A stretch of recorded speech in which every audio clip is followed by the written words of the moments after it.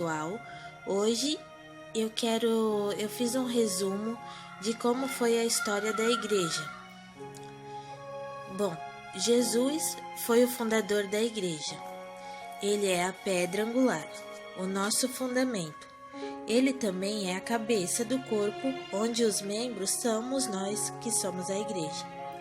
Certo dia, Jesus perguntou aos seus discípulos quem eles achavam que ele era.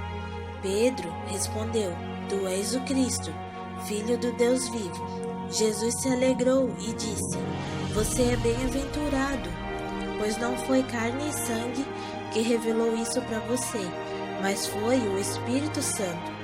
E eu te digo que tu és Pedro, e sobre esta pedra edificarei a minha igreja, e as portas do inferno não prevalecerão contra ela. E sobre esta pedra a igreja cresceu. Essa pedra, Jesus, seus ensinamentos, seu exemplo de amor, sua morte e ressurreição. Jesus não veio fundar uma religião. Deus já estava cansado da religião, cansado de rituais. Jesus veio trazer amor, justiça e mandamentos. No livro de Atos, diz como foi crescendo a igreja depois que Jesus subiu aos céus, e perseveravam na doutrina dos apóstolos, na comunhão, no partir do pão e nas orações. Todos os que criam estavam juntos e tinham tudo em comum. Vendiam suas propriedades e repartiam com todos, segundo as suas necessidades, e perseverando unânimes todos os dias, no templo e partindo o pão em casa, comiam juntos com alegria e singeleza de coração, louvando a Deus e caindo na graça do povo.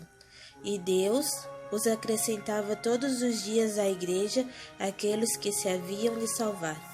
Porém, feroz perseguição afligiu aos cristãos, vindo da parte dos judeus, que os consideravam hereges por não cumprir a lei judaica, e por parte dos romanos, por não participar de suas festas e por não adorar o imperador e os deuses.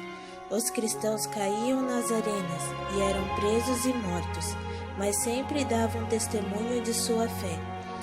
300 anos durou a perseguição, até que veio o imperador Constantino. O imperador Constantino não se incomodava com os cristãos. Durante uma batalha, ele estava em desvantagem. Então olhou para o céu e viu um sinal, que ele interpretou como sendo de Jesus. Constantino venceu a batalha e se tornou cristão. Porém, não abandonou os costumes pagãos, como, por exemplo, a adoração ao Deus Sol. Por causa disso, Constantino tornou o cristianismo a religião oficial do Império Romano, formando assim a Igreja Católica Apostólica Romana. Porém, como todas as pessoas estavam aderindo à nova fé, a maioria não fazia como Jesus falou, para abandonar suas práticas antigas e ser leal somente a Deus. Muito pelo contrário, as pessoas traziam práticas pagãs para dentro da igreja.